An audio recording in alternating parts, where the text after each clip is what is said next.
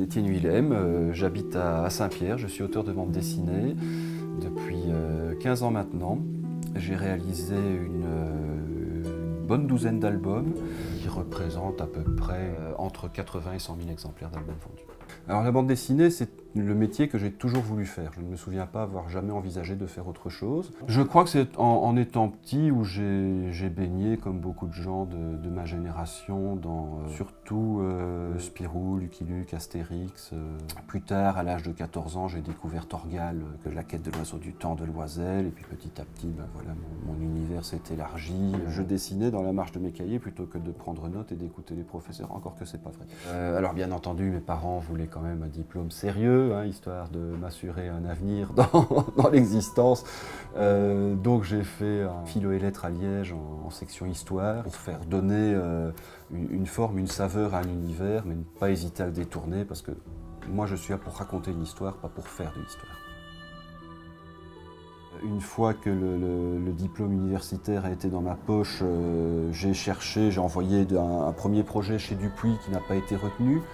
Mais dans le même temps, un ami me donnait l'adresse d'un studio de dessin animé à Luxembourg.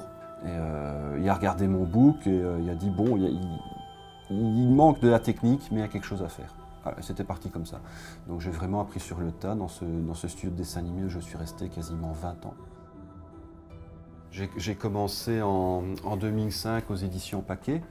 J'ai eu la chance de faire chez eux donc, 3 séries différentes, donc Vieille Bruyère et Bas de Soie, L'Épée d'Ardenois et Les Ailes du Singe. Donc la série qui, dans un premier temps, a eu le plus de succès, c'est L'Épée d'Ardenois.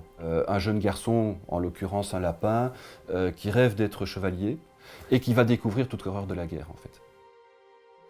Et alors, les graphies d'exposition universelle avec Jack Manini. Donc là c'est un concept assez particulier. On suit le même personnage, qui est Julie Petitclou, qui est une jeune cartomancienne, qui va installer sa roulotte dans chaque exposition universelle de Paris.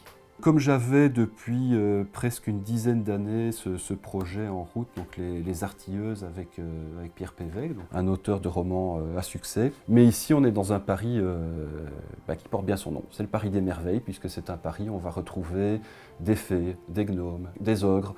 On s'inspire de tout. Donc c'est Jean Van Hamme, le scénariste de 13, qui disait un bon scénario, c'est un petit peu de tout ce qu'on a lu, mais sans que ça se voit. Voilà, toute la maestria du narrateur en BD, c'est justement d'arriver à remettre tous ces éléments sans qu'on puisse exactement dire d'où ils viennent. Voilà, et de partir d'éléments disparates et de recréer quelque chose d'entièrement nouveau sans que pour autant voilà, l'influence se sente. Depuis 15 ans, j'ai mon petit public, j'ai mes lecteurs habitués que je retrouve de festival en festival chaque année. On est là pour rencontrer les gens qui nous font l'honneur d'acheter nos albums, comme je dis toujours. On est quand même dans un univers où on sort quasiment 5000 nouveautés par an. Donc quand quelqu'un rentre dans une librairie et achète votre album, c'est déjà un petit miracle. Donc nous, on n'est jamais fiers de ce qu'on a fait.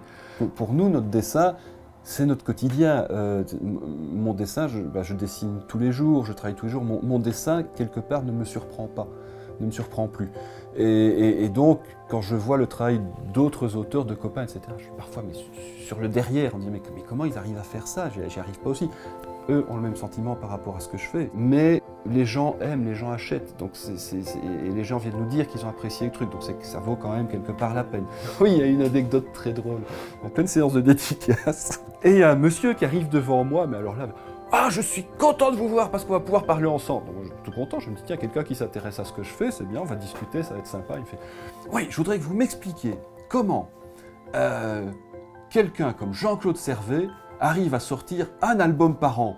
Bon, vous, avec votre dessin, on comprend que vous en fassiez un ou deux, mais lui, avec un dessin aussi pointu, comment il fait? Voilà. Ça ne partait d'aucune méchanceté de la part de ce monsieur. Mais c'est bien la preuve qu'il n'envisageait pas la masse de travail qu'il peut y avoir derrière un album. Voilà. Voilà. Je crois que si on ne prend pas de plaisir à faire un album, ça ne sert à rien de le faire. Il faut qu'il y ait un plaisir derrière, il faut qu'il y ait une passion. Mais ça reste un vrai métier malgré tout. Une fois qu'on a fini un album, on n'a qu'une envie, c'est que le suivant soit meilleur. Donc on est obligé de se remettre en cause pour ne pas tomber dans un côté systématique de la mise en scène, du dessin. Si c'est tellement classique, il faut peut-être trouver une autre façon de le montrer. Et c'est là que c'est un véritable travail de fond qui demande effectivement de constamment se remettre en cause, retravailler et ne pas être satisfait de ce qu'on fait. Parce que voilà, l'idée, c'est vraiment effectivement de donner aux gens cette demi-heure de rêve qui va leur permettre un petit peu voilà, de s'évader, de rentrer dans d'autres univers, de rentrer dans d'autres mondes.